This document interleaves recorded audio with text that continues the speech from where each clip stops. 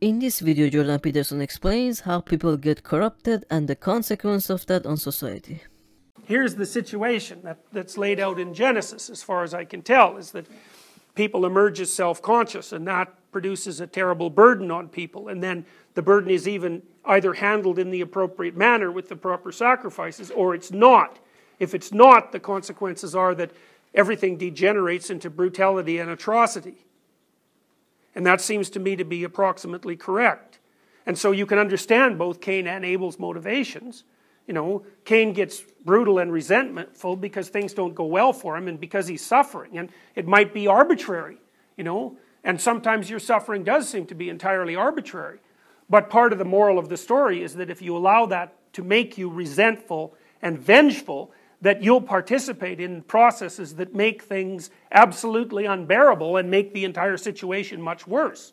And all the existential commentary I've read on the things that happened in the Second World War and in the Stalinist Soviet Union and in China, for that matter, seem to lay out exactly the same story, which is once individuals get corrupted because they're unhappy with the structure of their being, they can corrupt the entire social landscape and the entire world, and things go from bad to worse until they're as bad as they can possibly be.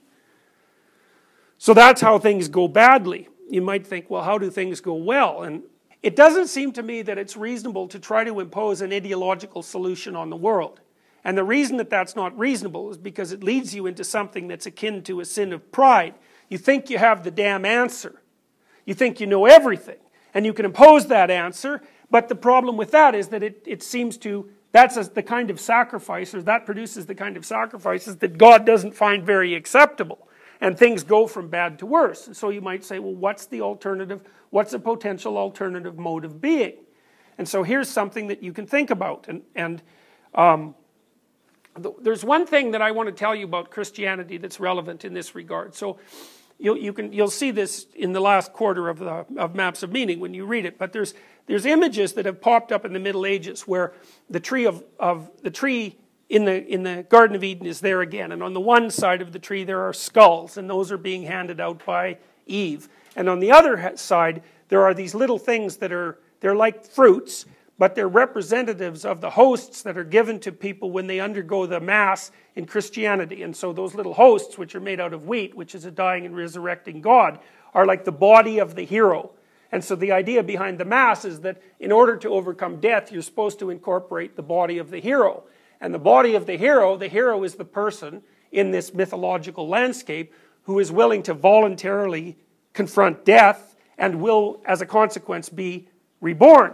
Now, I think that can be read at a psychological level, because we already talked about the fact that one of the things that happens that when you're in deep error is that you can allow the erroneous structure to dissolve into something that's chaotic and then have it reemerge as something that's new.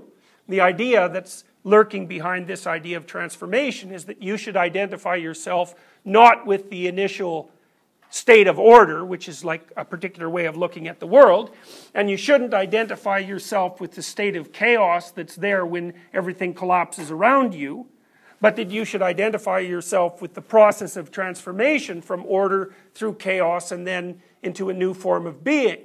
And so the way that you confront the fact that reality is continually transforming is by allowing yourself to transform with it. And that's the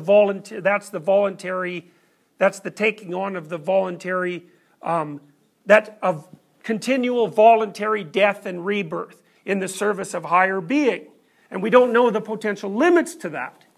You know, I mean, obviously in the current situation, everyone is still faced with the possibility of ill health and a finite lifespan and all the things that go along with that. But we don't know the limits of our potential dynamic flexibility, and we sure do know that if you hold on to ways of being that are counterproductive for any length of time, that kills you faster and makes you more miserable while it's happening.